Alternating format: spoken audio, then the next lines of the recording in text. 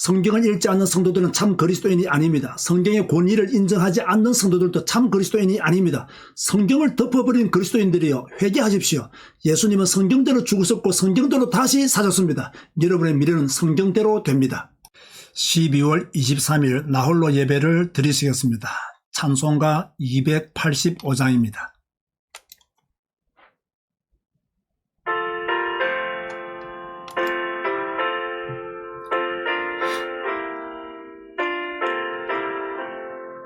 주의 말씀 받은 그날 참 기쁘고 복되도다. 이 기쁨만 못 이겨서 온 세상에 전하노라.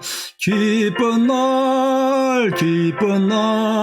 주 나의 죄 다 씻은 날 늘 깨어서 기도하고 늘 기쁘게 살아가리. 기쁜 날 주 나의 죄 다 씻은 날 이 좋은 날 내 천한 몸 새 사람이 되었으니 이 몸과 마음 다 바쳐서 영광의 주를 섬기리. 기쁜 날 주 나의 죄 다 씻은 날 늘 깨어서 기도하고 늘 기쁘게 살아가리. 기쁜 날 주 나의 죄 다 씻은 날 새 사람 된 그날부터 평안한 마음 늘 있어서 이 복된 말 전하는 일 나의 본분 삼았도다. 기쁜 날 주 나의 죄 다 씻은 날 늘 깨어서 기도하고 늘 기쁘게 살아가리. 기쁜 날 주 나의 죄 다 씻은 날. 아멘.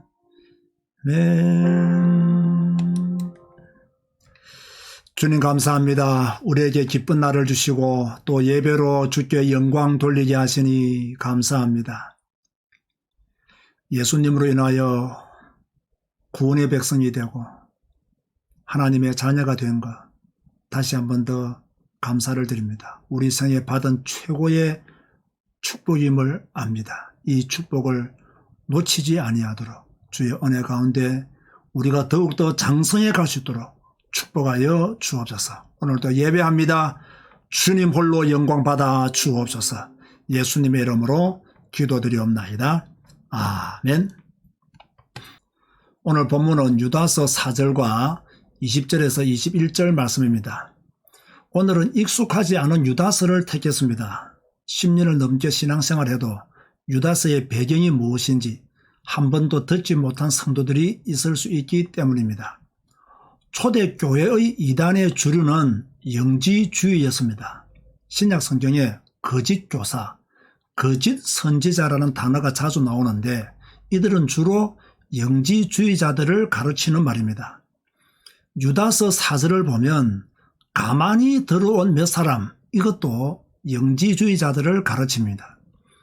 영지주의는 AD 2세기 경부터 본격적으로 교회로 침투하여 로마 제국시대 대부분의 교회가 영지주의에 오염되었습니다. 이것은 간단한 이야기가 아닙니다. 아주 심각한 위기가 교회 안에 있었다는 말입니다. 교회는 외부의 적도 중요하지만 더 무서운 것은 내부의 적입니다. 내부의 적 중에서도 가장 무서운 적은 잘못된 교리를 가르치고 받아들이는 것입니다. 성경을 교묘히 이용합니다. 자기의 지식과 깨달은 것을 강조하면서 성도들을 미혹합니다. 어처구니 없는 것은 성도들이 이들의 미혹에 넘어간다는 것입니다. 그래서 교회 외부의 적보다 내부의 적이 더 무섭습니다. 그럼 영지주의는 어떤 사상, 어떤 가르침을 교회 안에서 행하였기에 거짓 교사, 거짓 선지자라 했겠습니까? 영지주의를 헬라어로 그노시스라고 하는데 그 뜻은 지식을 말합니다. 이들은 지식의 중요성과 우월성을 특별히 강조하는데 사람이 구원의 경지에 이르기 위해서는 특별한 지식이 필요하다고 주장합니다. 이것 자체가 복음과는 맞지 않습니다. 저는 교회 안에서 자신이 깨달은 것을 강조하는 사람들을 좋아하지 않습니다. 물론 우리가 성경을 읽고 깨달아야 합니다. 그러나 깨닫는다고 구원을 얻는 것은 아닙니다. 믿어야 하고 믿음은 하나님의 선물입니다. 영지주의의 사상은 성경과 맞지 않습니다. 이들은 육체를 포함한 모든 물질은 무조건 악하고 영혼만 선하다고 봅니다. 역사적 그리스도는 단지 인간에 불과하며 그리스도는 결코 성육신할 수 없다고 했습니다. 그리고 예수님의 부활도 부인했습니다. 신약 성경에 서신서가 많이 있지요. 왜 서신서가 많겠습니까? 그 당시 여러 교회에 영지주의자들이 파고들어 교인들을 흔들고 있었기 때문에 편지로 복음을 설명하고 부활을 설명해야 했기 때문입니다. 신약 성경을 읽다 보면 처음에는 복음을 강조하다가 후반부에 가면 행함을 강조하고 있음을 알 수 있죠. 왜 복음을 강조하다가 갑자기 행함을 강조하게 되었을까요? 여기에도 이유가 있습니다. 영지주의자들이 교회 안에서 다른 복음을 전했기 때문에 복음을 강조하다가 나중에 영지주의자들이 가르치는 잘못된 삶을 따라 사는 성도들이 많아졌기 때문에 그것은 성경적인 삶이 아니다. 이것이 성경적인 삶이라고 강조하면서 행함을 말하게 된 것입니다. 앞에서 말한 바와 같이 영지주의는 영혼만 선하고 육은 악하다고 봅니다. 영혼만 고상한 지식을 갖추면 구원이 이루어지므로 육체는 어떻게 살든 상관이 없다는 주장을 펼쳤습니다. 윤리를 꼭 지키지 않아도 된다. 양심껏 살 필요가 없다. 육은 어차피 악한 것이다. 마음껏 방탕과 타락을 누려도 상관이 없다. 이런 식으로 교회 안에서 가르쳤으니 교회가 어떻게 되었겠습니까? 사탄은 교회 안에서 복음의 본질을 훼손시키려고 합니다. 성경의 진리들을 왜곡하는 가르침들을 창조 이후로 지금까지 계속해 오고 있습니다. 앞으로 더 심해질 것입니다. 이때 우리가 살아남을 수 있는 유일한 길은 오직 성경입니다. 성경이 말하는 복음, 성경이 말하는 예수 그리스도라야 합니다. 인간이 깨달은 복음, 사람의 생각에서 나온 복음은 가짜일 수 있습니다. 오직 성경에서 말하는 하나님, 성경에 기록된 예수 그리스도, 성경에서 말하는 보혜사만이 참 하나님이요 참 복음임을 잊어버리면 안 됩니다. 유다서는 이런 배경 속에서 쓴 편지입니다. 영지주의자들이 구원을 빙자하여 육체적 방종을 일삼는 도덕 폐기론자들의 활동이 극성을 부리고 있을 때에 성도들에게 복음의 진리 위에 바로 설 것을 권면하는 편지입니다. 성도는, 특별히 하나님의 자녀들은 윤리나 도덕을 무시하면 안 됩니다. 10계명을 보세요. 5계명에서 10계명까지는 전부 도덕과 윤리와 관계된 계명입니다. 네 부모를 존경하라. 살인하지 말라. 간음하지 말라. 도둑질하지 말라. 내 이웃에 대하여 거짓 증거하지 말라. 내 이웃의 아내나 소유를 탐내지 말라. 만약 여러분이 복음만 중요하고 윤리나 도덕은 중요하지 않다라고 생각한다면 영지주의의 후손들입니다. 유다서 4절 말씀 중반절에 보면요.